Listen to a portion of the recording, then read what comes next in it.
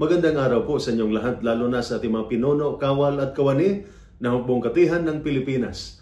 Ako po si Father Dion, ang Post-Catholic Chaplain ng Headquarters and Headquarters Support Group of the Philippine Army.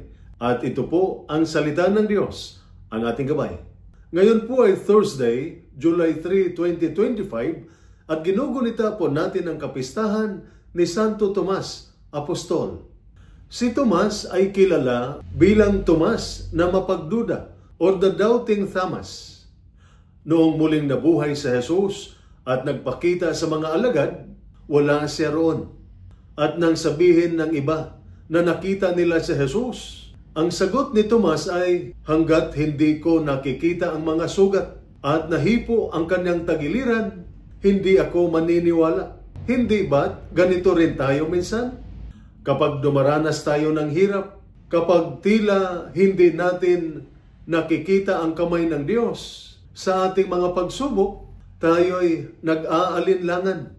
Lalo na sa ating mga sundalo at pamilya ng mga sundalo. May mga panahon ng pagkawalay, panganib at katahimikan kung kailan tayo nagtatanong, Panginoon, kasama ba talaga kita? Ngunit ang magandang balita ng Ebanghelyo sa araw na ito ay ito. Hindi sinisi ni Jesus si Tomas. Sa halip, nilapitan niya ito at ipinakita ang kanyang mga sugat. Hindi upang husgahan, kundi upang palalimin ang kanyang pananampalataya. Mula sa kanyang pagdududa, ay sumambit si Tomas ng isang napakatatag na pahayag ng pananampalataya. Panginoon ko at Diyos ko. Dito natin makikita na ang Diyos ay hindi natatakot sa ating mga tanong, na ang ating mga sugat at kahinaan ay maaaring maging daan sa mas malalim na pananampalataya, na kahit tayo ay nag-aalinlangan, maaari pa rin tayong tawagin at baguhin ng Diyos. Si Tomas, na minsang nagdududa, ay naging isang matapang na misyonero. Isinakripisyo niya ang kanyang buhay upang ipahayag ang mabuting balita hanggang sa malalayong lugar. Sa ating panahon, lalo na sa mga sundalo at sa kanilang pamilya, ang pananampalataya ay isang labanan din. Hindi laging madali, ngunit laging posible.